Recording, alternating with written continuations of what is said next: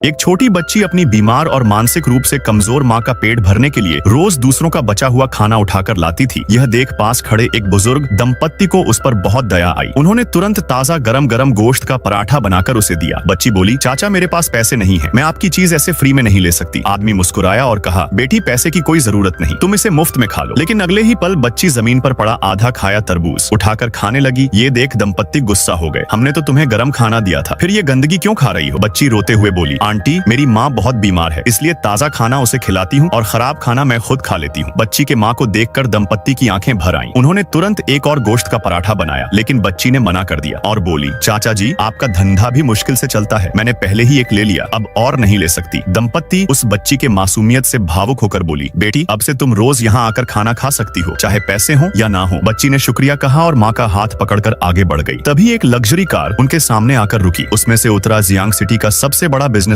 लू चेंगजो। जैसे ही बच्ची की माँ ने लू चेंगजो को देखा तो अचानक उसे अजीब सा दौरा पड़ा। वो जमीन पर गिर पड़ी और दर्द से सिर पकड़कर चीखने लगी। अचानक उसे 7 साल पहले की यादें आने लगी। दरअसल वो और लू चेंगजो पहले एक दूसरे से बेहद प्यार करते थे, लेकिन अचानक लू गंभीर बीमारी से कोमा में चला गया। उस वक्त महिला गर्भवती थी और अपने पति को बचाने के लिए दिन रात काम करती रही। डॉक्टर ने बताया कि उसे बचाने का एक ही रास्ता है, बोन मैरो ट्रांसप्लांट। लेकिन माँ बनने वाली उस महिला के लिए ये बेहद खतरनाक था। फिर भी उसने बिना सोचे समझे हाँ कर दी। महिला गर्भवती होने के कारण उसे बिना बेहोशी की दवा के ही ऑपरेशन करवाना पड़ा। वो दर्द सहते सहते कराहती रही। लू की जान तो बच गई, लेकिन महिला को सबने मरा हुआ मान लिया। असल में वह मौत के मुंह से लौटी थी, पर किसी को इसकी खबर नहीं हुई। 7 साल तक उसका पति रोज उसकी याद में पूजा करता रहा, लेकिन किस्मत ने खेल खेला, दोनों का सामना ऐसे हुआ। क्या उसका पति उसे पहचान पाएगा? देखने के लिए पार्ट 2 कमेंट करें।